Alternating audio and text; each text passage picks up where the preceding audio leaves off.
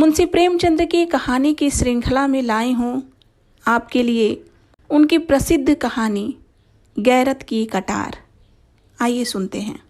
कितनी अफसोसनाक, कितनी दर्द भरी बात है कि वही औरत जो कभी हमारे पहलू में बसती थी, उसी के पहलू में चुभने के लिए हमारा तेज खंजर बेचैन हो रहा है। जिसकी आंखें हमारे लिए अमृत के छलकते हुए प्याले थे, वही आंखें हमारे दिल में आग और तूफान पैदा करे। रूप उसी वक्त तक राहत और खुशी देता है जब तक उसके भीतर एक रूहानी नेमत होती है और जब तक उसके अंदर औरत की वफा की रूह हरकत कर रही हो, वरना वह एक तकलीफ देने वाली चीज है, जहर और बदबू से भरी हुई, इसी काबिल कि वह हमारी निगाहों से दूर रहे और पंजे और नाखून का शिकार बने। एक जमाना वह था कि नईमा हैदर की आरजुओं की देवी थी। यह समझना मुश्किल था कि कौन तलबगार है और कौन उस तलब को पूरा करने वाला। एक तरफ पूरी पूरी दिलजोई थी, दूसरी तरफ पूरी पूरी रजा। तब तकदीर ने पासा पलटा। गुलो बुलबुल में सुबह की हवा की शरारतें शुरू हुईं।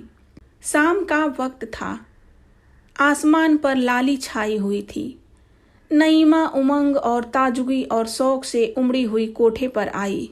शफक की तरह उसका चेहरा भी उस वक्त खिला हुआ था। ऐन उसी वक्त वहां का सूबेदार नासिर अपने हवा की तरह तेज घोड़े पर सवार उधर से निकला। ऊपर निगाह उठी तो हुस्न का करिश्मा नजर आया कि जैसे चांद शफक के हौज में नहा कर निकला है। तेज निगाह जिगर के पार हुई, कलेजा थाम कर रह गया। अपने महल को लौटा अधमरा टूटा हुआ। मुसाहबों ने हकीम की तलाश की और तब राह रास्म पैदा हुई। फिर इश्क की दुश्वार मंजिलें तय हुई। वफा और हया ने बहुत बेरुखी दिखाई, मगर मोहब्बत के सिकवे और इश्क की कुफ्र तोड़ने वाली धमकियां आखिर जीतीं। अस्मत का खजाना लुट गया। उसके बाद वही हुआ जो हो सकता था। एक तरफ से बदगुमानी, दूसरी तरफ से बनावट और मक्कारी। मनमुटाव की नौबत आई। फिर एक दूसरे के दिल को चोट पहुंचाना शुरू हुआ, यहाँ तक कि दिलों में मैल पड़ गई। एक दूसरे के खून के प्यासे हो गए। नईमा ने नासिर की मोहब्बत की गोद में पनाह ली और आज 1 महीने की बेचैन इंतजारी के बाद हैदर अपने जज्बात के साथ नंगी तलवार पहलू में छिपाए अपने जिगर के भड़कते हुए शोलों को नईमा के खून से बुझाने के लिए आया हुआ है। आधी रात का वक्त था और अंधेरी रात थी।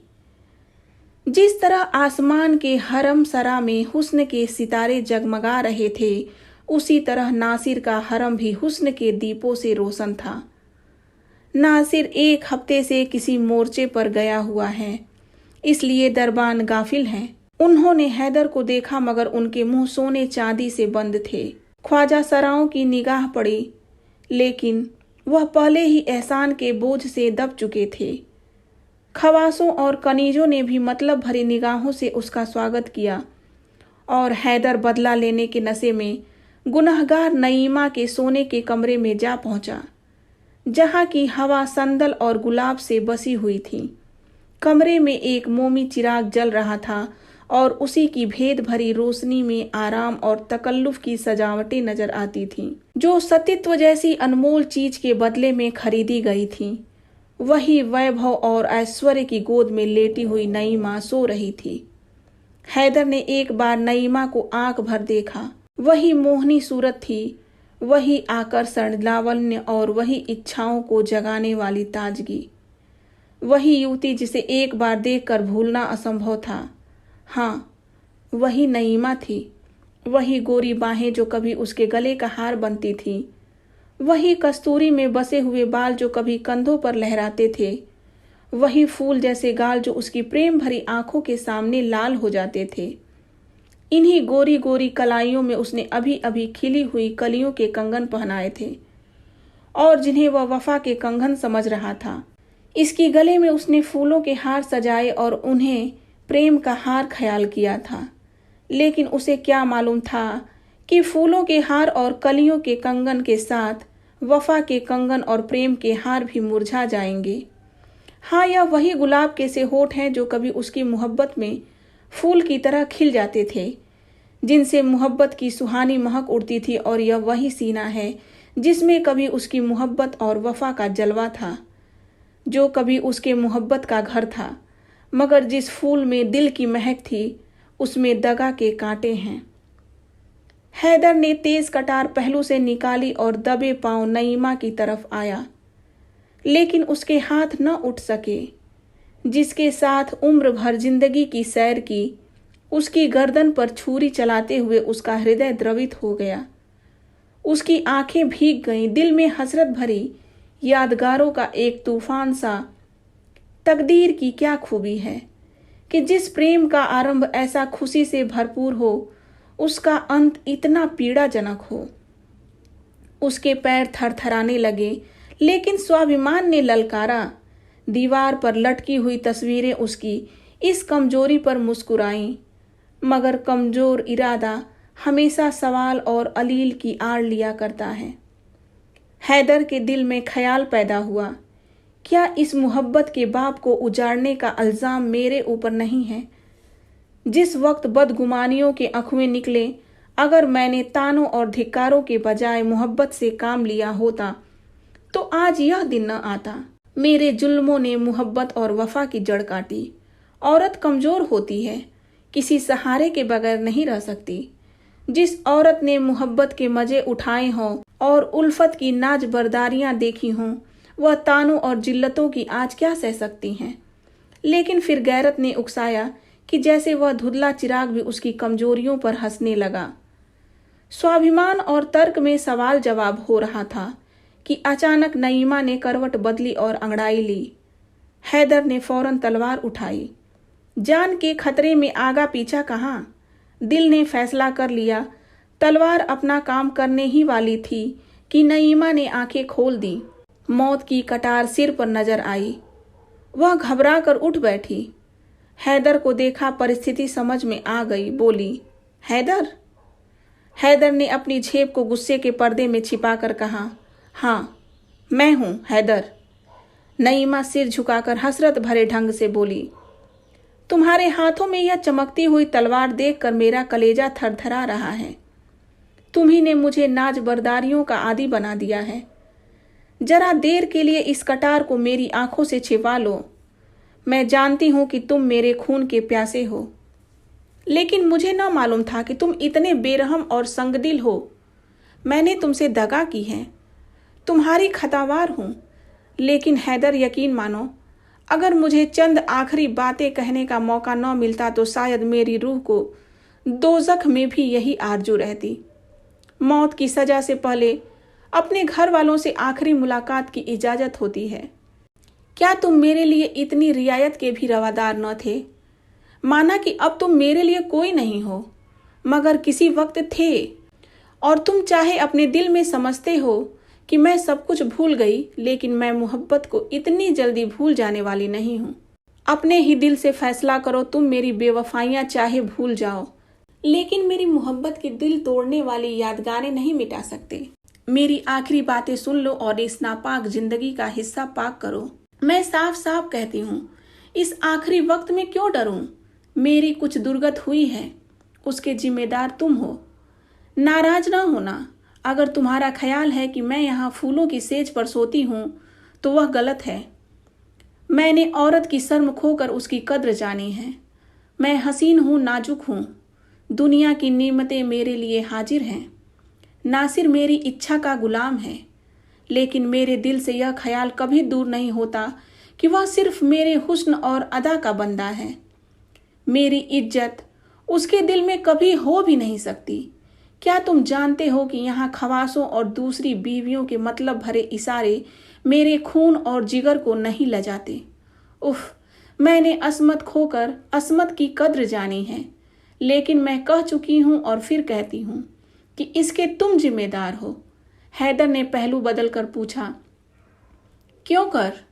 नईमा ने उसी अंदाज से जवाब दिया, तुमने बीवी बनाकर नहीं, मासूक बनाकर रखा। तुमने मुझे नाजू बरदारियों का आदी बनाया, लेकिन फर्ज का सबक नहीं पढ़ाया। तुमने कभी न अपनी बातों से न कामों से मुझे यह ख्याल करने का मौका दिया कि इस मोहब्बत की बुनियाद फर्ज पर है। तुमने मुझे हमेशा हुस्न और मस्तियों के तिलिस्म में फंसाए रखा और मुझे ख्वाहिशों का गुलाम बना दिया। किसी किश्ती पर अगर फर्ज का मल्लाह न हो तो फिर उसे दरिया में डूब जाने के सिवा और कोई चारा नहीं। लेकिन अब बातों से क्या हासिल? अब तो तुम्हारी गैरत की कटार मेरी खून की प्यासी है और यह लो मेरा सिर उसके सामने झुका हुआ है। हाँ, मेरी एक आखिरी तमन्ना है, अगर तुम्हारी इजाजत पाऊं तो कहूं। यह कहते कहते नईमा की आंखों में आंसुओं की बाढ़ आ गई और हैदर की गैरत उसके सामने ठहर न सकी। उदास स्वर में बोला, क्या कहती हो? नईमा ने कहा, अच्छा, इजाजत दी है तो इनकार न करना। मुझे एक बार फिर उन अच्छे दिनों की याद ताजा कर लेने दो, जब मौत की कटार नहीं, मोहब्बत के तीर जिगर को छेदा करते थे। एक बार फिर मुझे अपनी मोहब्बत की बाहों में ले लो। मेरी आखिरी विनती है, एक बार फिर अपने हाथों को मेरी गर्दन का हार बना दो। भूल जाओ कि मैंने तुम्हारे साथ दगा की है। भूल जाओ कि यह जिस्म गंदा और नापाक है। मुझे मोहब्बत से गले लगा लो और यह मुझे दे दो। तुम्हारे हाथों में यह अच्छी नहीं मालूम होती। तुम्हारे हाथ मेरे ऊपर न उठेंगे। देखो कि एक कमजोर औरत किस तरह गैरत की कटार को अपने जिगर में रख लेती है। यह कहकर नईमा ने हैदर के कमजोर हाथों से वह चमकती हुई तलवार छीन ली और उसके सीने से लिपट गई। हैदर झिझका, लेकिन वह सिर्फ ऊपरी झिझक थी। अभिमान और प्रतिशोध भावना की दीवार टूट गई। दोनों आलिंगन पास में बंध गए और दोनों की आंखें उमड़ आईं। नईमा के चेहरे पर एक सुहानी प्राणदायिनी मुस्कुराहट दिखाई दी और मतवाली आंखों में खुशी की लाली झलकने लगी। बोली, आज कैसा मुबारक दिन है कि दिल की सब आरजुएं पूरीद होती हैं, लेकिन यह कमबख्त आरजुएं कभी पूरी नहीं होती। इस सीने से लिपटकर मोहब्बत की शराब के बगैर नहीं रहा जाता।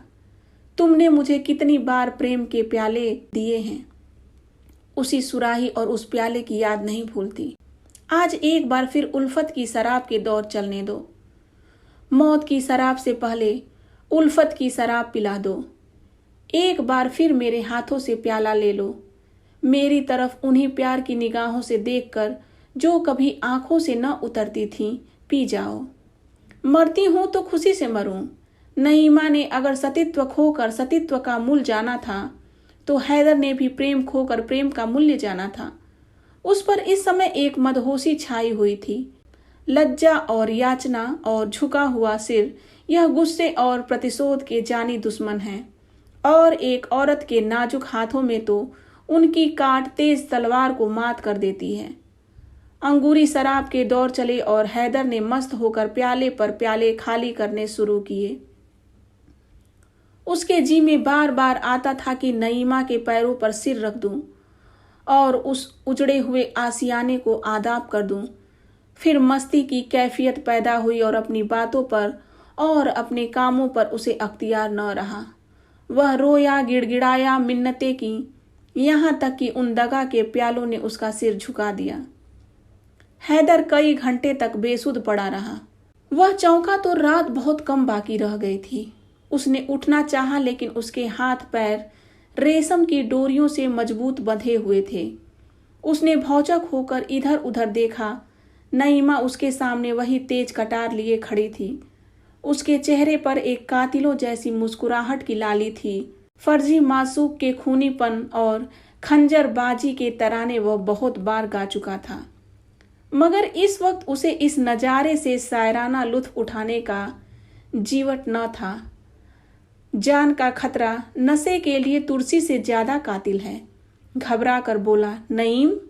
नईमा ने लहजे में कहा, हाँ मैं हूं नईमा। हैदर गुस्से से बोला, क्या फिर दगा का वार किया? नईमा ने जवाब दिया, जब वह मर्द जिसे खुदा ने बहादुरी और कुव्वत का हौसला दिया है दगा का वार करता है, तो उसे मुझसे यह सवाल करने का कोई हक नहीं। दगा और फरेब औरतों के हथियार हैं। क्योंकि औरत कमजोर होती है, लेकिन तुमको मालूम हो गया कि औरत के नाजुक हाथों में ये हथियार कैसी काट करते हैं। यह देखो, यह आबदार शमशीर है जिसे तुम गैरत की कटार कहते थे। अब वह गैरत की कटार मेरे जिगर में नहीं, तुम्हारे जिगर में चुभेगी। हैदर, इंसान थोड़ा खोकर बहुत कुछ सीखता है। तुमने इज्जत और आबरू सब कुछ खोकर भी कुछ न सीखा। तुम मर्द थे, नासिर से तुम्हारी होड़ थी। तुम्हें उसके मुकाबले में अपनी तलवार के जौहर दिखाना था, लेकिन तुमने निराला ढंग अख्तियार किया और एक बेकस औरत पर दगा का वार करना चाहा। और तुम उसी औरत के सामने बिना हाथ पैर के पड़े हुए हो। तुम्हारी जान बिल्कुल मेरी मुट्ठी में है। मैं एक लम्हे में उसे मसल सकती हूँ, और अगर मैं ऐसा करूँ तो तुम्हें मेरा शुक्रगुजार होना चाहिए, क्योंकि एक मर्द के लिए गैरत की मौत बेगैरती की जिंदगी से अच्छी है। लेकिन मैं तुम्हारे ऊपर रहम करूंगी। मैं तुम्हारे साथ फयाजी का बर्ताव करूंगी, क्योंकि तुम गैरत की मौत पाने के हकदार नहीं हो। जो गैरत चंद मीठी बातों और एक प्याला शराब के हाथों बिक जाए, वह असली गैरत नहीं है। हैदर, तुम कितने बेवकूफ हो। क्या तुम इतना भी नहीं समझते कि जिस औरत ने अपनी अस्मत जैसी अनमोल चीज देकर यह ऐश और तकल्लुफ पाया, वह जिंदा रहकर इन नेमतों का सुख लूटना चाहती है। जब तुम सब कुछ होकर जिंदगी से तंग नहीं हो, तो मैं कुछ पाकर क्यों मौत की ख्वाहिश करूं। अब रात बहुत कम रह गई है। यहाँ से जान लेकर भागो, वरना मेरी सिफारिश भी तुम्हें नासिर के गुस्से की आग से न बचा सकेगी। तुम्हारी यह गैरत की कटार मेरे कब्जे में रहेगी और तुम्हें याद दिलाती रहेगी कि तुमने इज्जत के साथ गैरत भी खो दी। दोस्तों, ये कहानी यहीं पर समाप्त हो जाती है। आपको ये कहानी कैसी लगी मुझे कमेंट करके बताएं।